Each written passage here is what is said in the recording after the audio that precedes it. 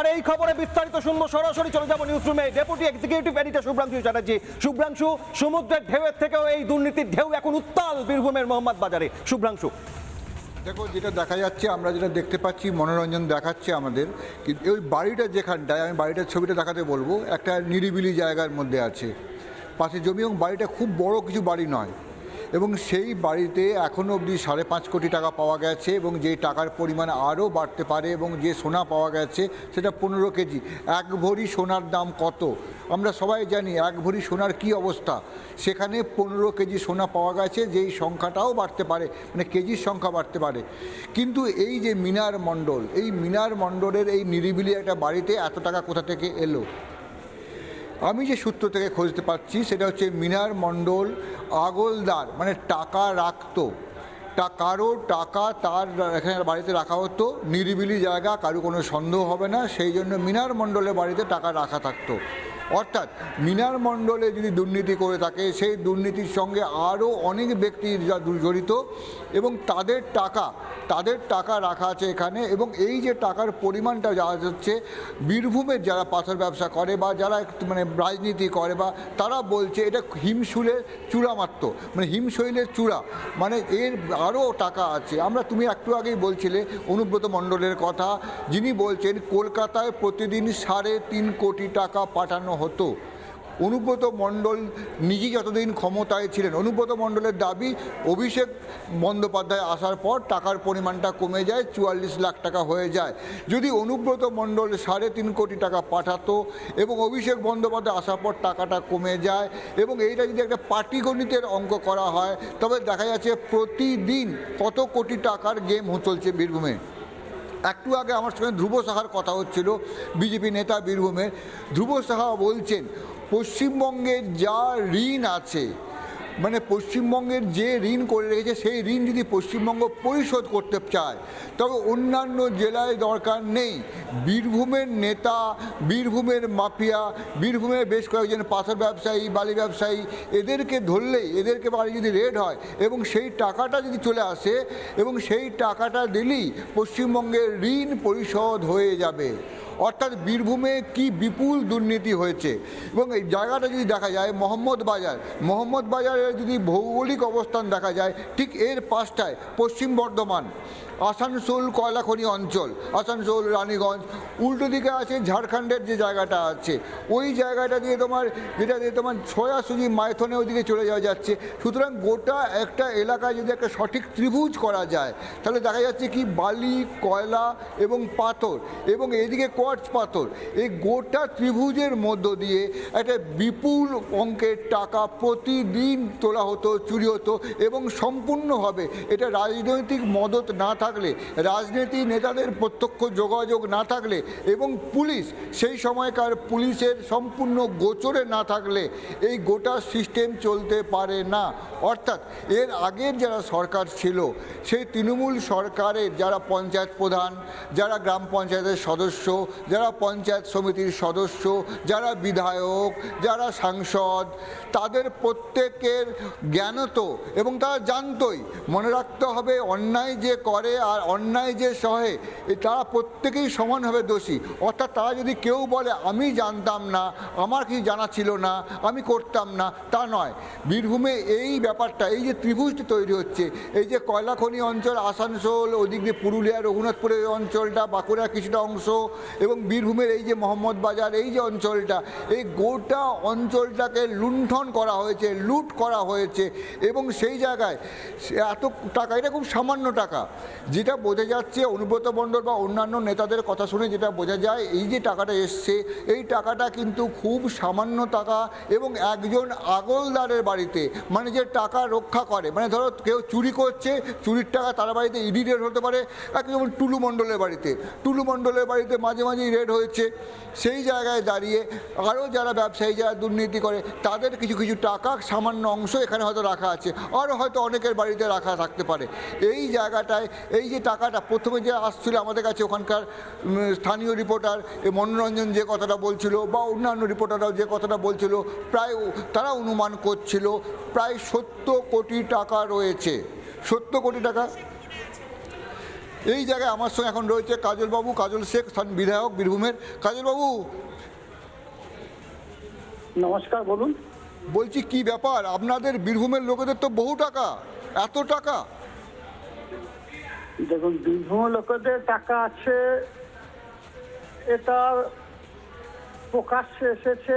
যে বা যারা এনেছে, সিবিআই হোক, ইডি হোক, আমরা চাইবো এর দৃষ্টান্তমূলক সাজা হোক। শুধু টাকাটা দেখালেই হবে না, টাকা কোথা থেকে এলো, কিভাবে এলো, এত টাকা কিভাবে সঞ্চয় করেছিল, এই গুপ্তধন কার, প্রত্যেকটি বিষয় সারা বাংলার মানুষের সামনে নিয়ে আসা হোক এবং তার দৃষ্টান্তমূলক সাজা হোক।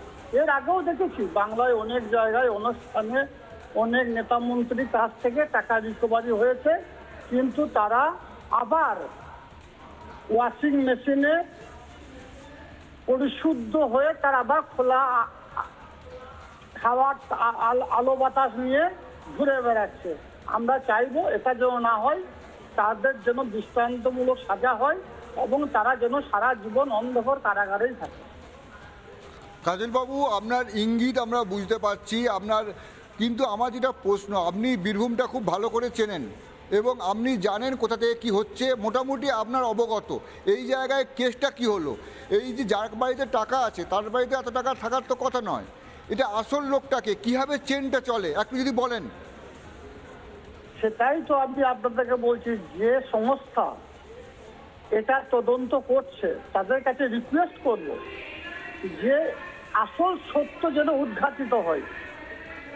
যেখান থেকে টাকা এসেছে, কে টাকা রেখেছে, কোথা থেকে এলো, কিভাবে এত টাকা ইনকাম করলো, কিভাবে এত কালো টাকা গুপ্ত ধন হিসাবে বাড়িতে সঞ্চয় করে রেখেছিল, এতদিন কেন ধরা পড়লো না, কে এদেরকে সাহায্য করছে, কে এদেরকে সাহায্য করছিল, কে এদেরকে সহযোগিতা করছিল, প্রত্যেকটি বিষয় সামনে আনা হোক এবং সারা বাংলার মানুষ যেন দেখতে পাই। না না, আমি বুঝতে পারছি আপনি যেগুলো বলছেন সেই প্রশ্নগুলো তো রয়েছে। আপনি কিছু বলুন একটু, একটু বীরভূমের একজন বিধায়ক হিসাবে এবং বীরভূমের বহুকালীন দীর্ঘকালীন বাসিন্দা আপনি বলুন কি হচ্ছে, কিভাবে পাথর চলে, কিভাবে বালি চলে, একটু বলুন। তদন্ত কিভাবে বালি চলছে, কিভাবে পাথর চলছে, কিভাবে চলেছিল, কিভাবে গরু চলেছিল, সব তদন্ত হচ্ছে। কিন্তু কোনো কোনো ক্ষেত্রে সারা বাংলার মানুষেরা দেখতে পাচ্ছে তদন্ত প্রক্রিয়া চলাকালীন হঠাৎ সেটা স্টপ হয়ে যাচ্ছে। এটা যেন স্টপ না হয়ে যায়, এটার যারা আসল অপরাধী তাদের জন্য গ্রেপ্তার করা হয়, এটুকুই বলবো আমি। কাজল শেখের সঙ্গে কথা বললাম, ধন্যবাদ কাজলবাবু। উনি ঠাড়ে ঠোড়ে অনেক কথাই বলছেন, কিন্তু আসল সত্যটা উনি কিন্তু স্পিকটি নট। এমনি বীরভূমের যারা নেতা আছেন তারা প্রত্যেকেই হয়তো অনেক কিছু জানেন, কিন্তু ক্যামেরার সামনে বলতে চাইছেন না। কিন্তু এটা ঘটনা বীরভূম জুড়ে একটা লুটতরাজ চলেছে এবং সেই লুটতরাজ এই 3 কোটি টাকা, 5 কোটি টাকা, 10 কোটি টাকা, 20 কোটি টাকা, 50 কোটি টাকা, 100 কোটি টাকার ব্যাপার নয়, এটা 1000 কোটি টাকার দুর্নীতির মতো অবস্থা হতে পারে। সেই জায়গায় দাঁড়িয়ে আমরা যাব, আমাদের ওখানকার রিপোর্টার রয়েছে মনোরঞ্জন, শুনতে পাচ্ছ?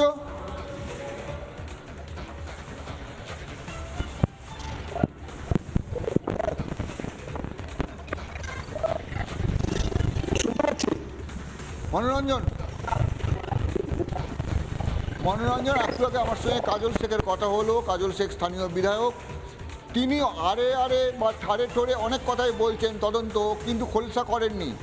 এই যে এটা তো 50 কোটি, 70 কোটি, 3 কোটি, 5 কোটির গেম নয়, এটা তো বহু কোটি টাকা, 1000 কোটি টাকার উপর গেম।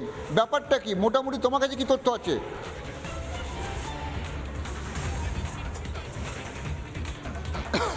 আমাদের সঙ্গে মনোরঞ্জনের যোগাযোগ বিচ্ছিন্ন হয়েছে। এই জায়গায় আমরা মনোরঞ্জনের সঙ্গে যোগাযোগ চেষ্টা করার জন্য পিসিআরকে বলছি, কিন্তু মধ্যে যে কথাটা হচ্ছে গোটা বীরভূম জুড়ে, আমি যে ত্রিভুজের কথা বলছিলাম সেই একটা ত্রিভুজ, এদিকে তোমার আসানসোল, পুরুলিয়ার রঘুনাথপুর এবং এই কয়লা শিল্পাঞ্চল এবং ওদিকে ঝাড়খণ্ড, এখানে বালি, পাথর, কয়লা, এই জায়গাটায় দাঁড়িয়ে একটা কোটি কোটি টাকার একটা গেম চলে। এই গেমটার সঙ্গে রাজনৈতিক নেতারা জড়িত এবং পুলিশ এবং সবাই প্রায় জড়িত এবং তাদের বিরুদ্ধে অভিযোগ ওঠে। এই জায়গাটা দাঁড়িয়ে অনুব্রত মণ্ডলের একটা বক্তব্য, যে বক্তব্যটা কিন্তু আমাদের চোখ খুলে দিয়েছিল, সেই বক্তব্যটা আমি শোনাতে বলবো। বীরভূমে একটা পাথর আছে জানেন তো, পার ডে 3.5 কোটি টাকা আমি জমা দিতাম রেভিনিউ। সরকার সরকার পেত, ওই পাথরের জন্য সেটা হয়ে গেল 40 পার ডে 40 লাখ।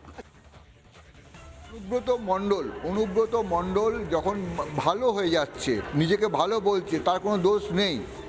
সেই অনুব্রত মণ্ডল ভালো ছেলে সাজার সময় বলেছিল যে সে 3.5 কোটি টাকা করে নাকি কলকাতায় পাঠাতো। আমাদের সঙ্গে মনোরঞ্জন এখন আছে। মনোরঞ্জন, শুনতে পাচ্ছ? মনোরঞ্জন? হ্যাঁ, শুনতে পাচ্ছি। মনোরঞ্জন, এই যে কথাটা বিভিন্ন নেতারা যারা এখন বলছে যে তোমার এত কোটি টাকা পাঠাতে অনুব্রত মণ্ডল বলে, আমরা একটু আগে কাজল শেখের সঙ্গে কথা হলো, কাজল শেখ ঠাড়ে ঠোড়ে অনেক কথা বলছে যে তদন্ত হোক, এই হওয়া উচিত, ওই হওয়া উচিত, সমস্ত ঔচিত্যবোধের কথা। কিন্তু এইটা তো 3 কোটি, 5 কোটি, 10 কোটি, 50 কোটি, 100 কোটির গেম নয়, এটা হাজার হাজার কোটি টাকার গেম। সেটা নেতারা ক্যামেরার সামনে যখন খোলা থাকে না তখন বলে। ব্যাপারটা কি করে চলে ব্যাপারটা ওখানে?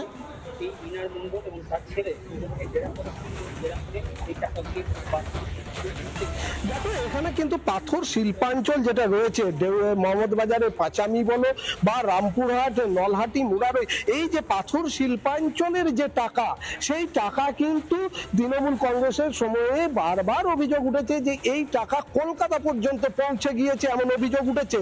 এবং তাই এই টাকা কি একটি চেন ওয়াইজ গেছে, যেটা বারবার সেই সময় বিজেপির পক্ষ থেকে দাবি করা হতো যে বোলপুর থেকে কালীঘাট, কালীঘাট থেকে ক্যামাক স্ট্রিট, এইভাবে একটা চেন ওয়াইজ যাওয়ার কথা কিন্তু বিজেপির পক্ষ থেকে বারবার দাবি করা হয়েছে।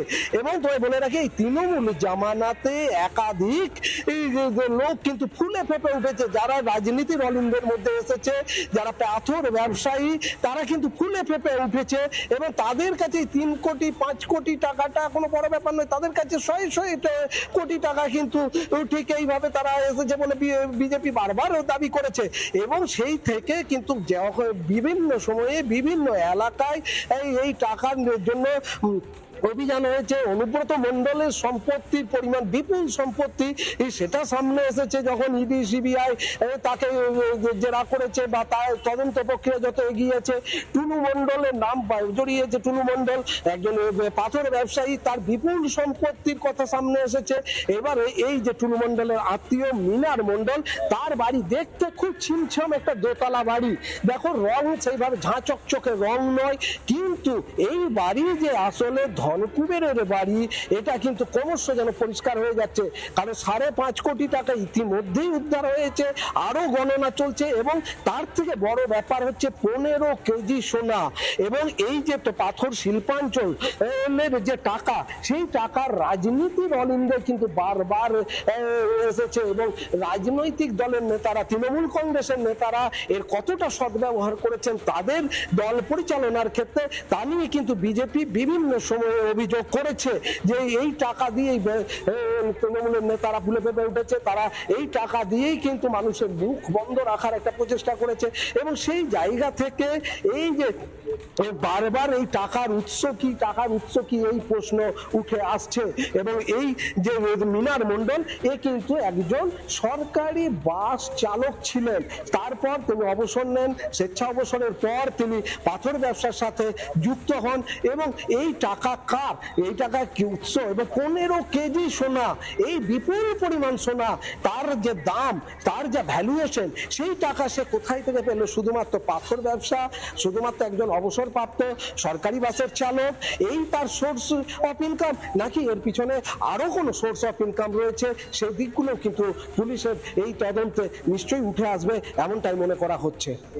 একেবারেই মনোরঞ্জন, এই টাকা কার, এই প্রশ্ন যখন জোরালো হচ্ছে, তখন এর আগের সেই বক্তব্য বক্তব্য সামনে আসবে যে 25-75-এর ভাগ যদি হয়ে থাকে, যদি 25 এই 5.5 কোটি টাকা হয় তাহলে 75 কোথায়, এবং একই সঙ্গে 5,5,0,0,0,0,0,0,0 5.5 কোটি টাকা নগদ আর 15 কেজি গয়না, 15 কেজি সোনার গয়না অর্থাৎ 15,000 গ্রাম। 10 গ্রামের দাম আনুমানিক 1,40,000 টাকা হলে 15,000 গ্রামের দাম প্রায় 21 কোটি টাকা। 2,1,0,0,0,0,0,0,0,0,0,0 21 কোটি টাকার গয়না উদ্ধার আর একই সঙ্গে 5.5 কোটি টাকা নগদ উদ্ধার বীরভূমের মোহাম্মদ বাজারে। আর এই ঘটনায় এখনো পর্যন্ত টাকা গোনা চলছে মিনার মণ্ডলের বাড়িতে। মিনার মণ্ডলের বাড়িতে দুর্নীতির দুর্বার গতিতে এই ছবি। এখনো পর্যন্ত যে নোটের বান্ডিল গোনা চলছে, 4-4টি মেশিন দিয়ে, টাকা গোনার মেশিন দিয়ে ট্রাঙ্ক ভর্তি টাকা মজুত করা হচ্ছে। এবং একই সঙ্গে আপনাদের জানাই 5.5 কোটি টাকা নগদ শুধু নয়, সোনার যে বারগুলো দেখছেন সেটা 15 কেজি অর্থাৎ 15,000 গ্রাম। 10 গ্রামের দাম আনুমানিক 1,40,000, 15,000 গ্রামের দাম প্রায় 21 কোটি টাকা। 21 কোটি টাকা সোনা পর্যন্ত মজুত রয়েছে। সব মিলিয়ে এই ঘটনার দুর্নীতির পাহাড়। সব মিলিয়ে আরো একবার চলে যাই মনোরঞ্জন আমাদের প্রতিনিধি যেমন দেখালেন, দেখাই আপনাদের সোনার বাঁটগুলি কিভাবে মজুত রয়েছে। 1, 2, 3, 4, 5, 6, 7, 8, 9, 10, 11, 12, 13, 14, 15 এভাবেই সোনার বাঁটগুলি রয়েছে যার ওজন 15 কেজি, 15,000 গ্রাম, প্রায় 21 কোটি টাকা মূল্যের সোনার বাঁট।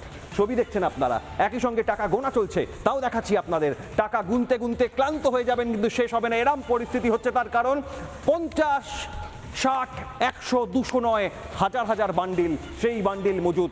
আর সেখানে 4-4টি মেশিন দিয়ে গোনা চলছে, ট্রাঙ্কে ভরা হচ্ছে।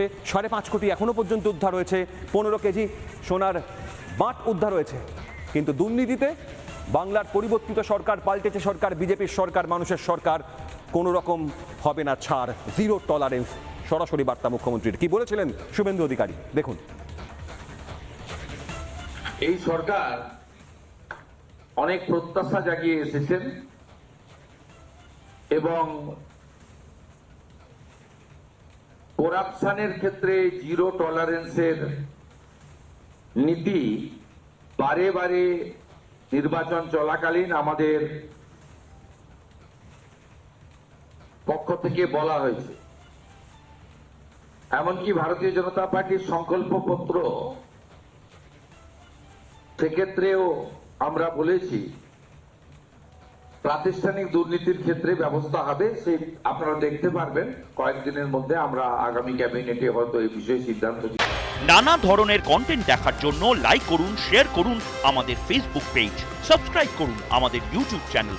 পাশাপাশি অন্যান্য ব্রেকিং নিউজের জন্য অবশ্যই চোখ রাখুন রিপাবলিক বাংলায়।